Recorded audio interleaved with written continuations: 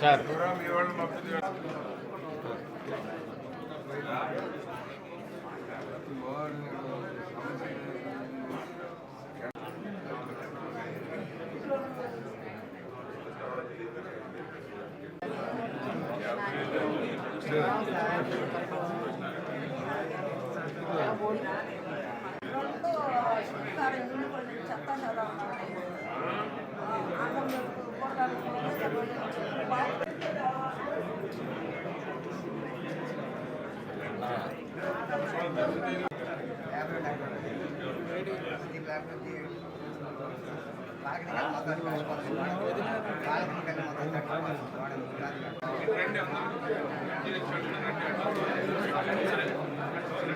దాన్నే ఉన్నావు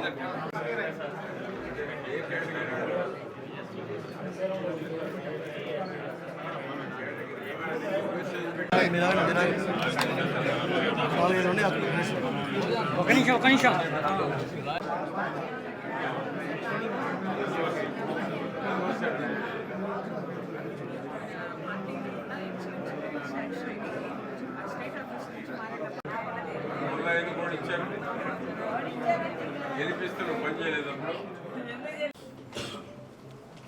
నిన్న మొన్న 2 రోజులు లోక్సభలో రాజ్యసభలో పూర్తిగా ఆమోదం పొంది రాజ్యసభలో కానీ లోక్సభలో కానీ ఉన్నటువంటి 11-12 పార్టీలు పూర్తి మద్దతు ఇచ్చి అమరావతి ఆంధ్రప్రదేశ్ రాజధాని ఏకగ్రీవ తీర్మానం చేసి రాష్ట్రపతి ఆమోదానికి పంపడం జరుగుతూ ఉంది. ఇక్కడున్న జగన్మోహన్ రెడ్డి మాత్రం మతి స్థిమితం లేనటువంటి వానిలాగా మావిగన్నని ఒక కొత్త స్లోగన్ తీసుకొచ్చి అమరావతి చంద్రబాబు గారు చేస్తున్నటువంటి అమరావతి కానీ ప్రపంచంలోకే బెస్ట్ క్యాపిటల్ నిర్మాణం చేయబోతున్నటువంటి చంద్రబాబు గారి ఆలోచనలకు భిన్నంగా నిర్ణయం తీసుకొని నవ్వులు పాలయ్యాడు లోక్సభ రాజ్యసభలో దేశ ప్రజల ముందు. అందుకనే చంద్రబాబు గారి పట్టుదలతోటి మోడీ గారి సహకారంతో చంద్రబాబు గారు, లోకేష్ బాబు గారు, పవన్ కళ్యాణ్ గారు 5 కోట్ల మంది ప్రజలకి భవిష్యత్తులో కూడా రాజధాని మార్పు ఉండకూడదు, చట్టబద్ధంగా రాజధాని ఆమోదం కావాలని త్యాగాలు చేసినటువంటి రైతులు కానీ గత 5 ఏళ్లలో జరిగినటువంటి అవమానాలు కానీ జగన్మోహన్ రెడ్డి నాటకాలకు కానీ తెరదించాలని చెప్పి పార్లమెంట్లో రాజ్యసభలో లోక్సభలో ఆమోద ముద్ర వేయటం జరిగింది. భవిష్యత్తులో కూడా దీన్ని ఎవరు టచ్ చేయటానికి కూడా లేకుండా నిర్ణయం తీసుకున్నది కేంద్ర ప్రభుత్వం. పెట్టుబడులు రావడానికి ఒక భరోసా, రైతులకు కూడా భవిష్యత్తులో కూడా మా రాజధానికి డోకా లేదనేటువంటి గుండె మీద చేసుకొని నిద్రపోయేటువంటి విధంగా నిన్న ఆమోద ముద్ర వేయటం జరిగింది. పెట్టుబడులు పెట్టేటువంటి వారికి కానీ త్యాగాలు చేసిన రైతులకు కానీ భవిష్యత్తులో కూడా ఇటువంటి దొంగ నాటకాలు ఆడేటువంటి దానికి అవకాశం లేకుండా చరిత్రాత్మకమైనటువంటి నిర్ణయం తీసుకొని ఆమోద ముద్ర వేయించినటువంటి ఘనత చంద్రబాబు నాయుడు గారిది. రెండవది గ్రీవెన్స్ నిర్వహిస్తూ ఉన్నాం. గ్రీవెన్స్లో వచ్చేటువంటి సమస్యలు అధికార దృష్టికి తీసుకెళ్తున్నాం. వీలైనంత వరకు పరిష్కారం చేయగలిగేటివి అన్నీ కూడా పరిష్కారం చేసే ప్రయత్నం చేస్తున్నాము.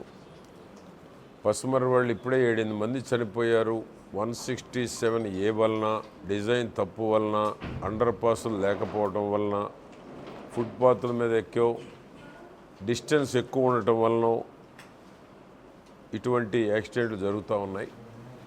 మన పార్లమెంట్ సభ్యులు కృష్ణదేవరాయలు గారు కూడా NH డిపార్ట్మెంట్ వారి దృష్టికి కూడా తీసుకెళ్లారు. అక్కడ అనంతరం పోయే దగ్గర కానీ వింజనంపాడు పోయేటువంటి దగ్గర అండర్ పాసులు నిర్మించాల్సినటువంటి అవసరం ఉంది. కాబట్టి యుద్ధ ప్రాతిపదికన ఇప్పుడే డిపార్ట్మెంట్ తోటి మాట్లాడి వెంటనే అంచనాలు తయారు చేసి ఆమోదం కోసం పంపాలని కూడా చెప్పాం. అటు ఎంపీ గారు ఇటు నేను ఇద్దరం ప్రజల సమస్యలను వారి దృష్టికి తీసుకెళ్ళాం. తొందరలో ఆ యొక్క అండర్ పాసుల శాంక్షన్ కూడా తీసుకోవాల్సిందిగా కోరాం.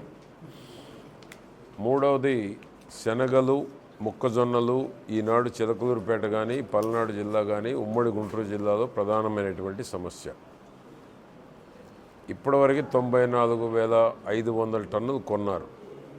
మిగిలినవి ఇంకా సుమారు 4 లక్షల టన్నులు రైతుల దగ్గర ఇంకా నిల్వ ఉన్నాయనేటువంటిది గౌరవ ముఖ్యమంత్రి గారి దృష్టికి కూడా తీసుకెళ్ళటం జరిగింది.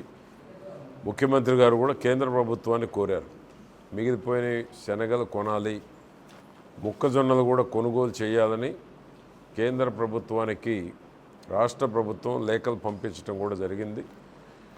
రైతులు ఇబ్బంది పడుతున్నారు. 5,875కి అమ్ముకోవాలనేమో రైతులు ఎదురు చూస్తున్నారు.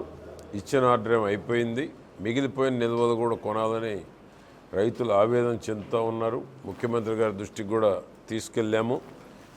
కాబట్టి కేంద్ర ప్రభుత్వం కూడా వెంటనే జోక్యం చేసుకొని శనగలు మద్దతు ధరకి రైతుల దగ్గర నిల్వ ఎంతుంటే అంత పూర్తి స్థాయిలో కొనుగోలు చేయాలని, మొక్కజొన్నలు కూడా ధర తక్కువ ఉంది కాబట్టి మొక్కజొన్నలు కూడా పూర్తి స్థాయిలో ప్రభుత్వమే కొనుగోలు చేయాలని రైతులు కోరుతూ ఉన్నారు. ఈ రెండింటికి కేంద్ర ప్రభుత్వం కూడా వెంటనే స్పందించి రాష్ట్ర ప్రభుత్వానికి ముఖ్యమంత్రి గారి యొక్క లేఖకు వెంటనే స్పందించాలని కూడా మేము కోరుతా ఉన్నాం.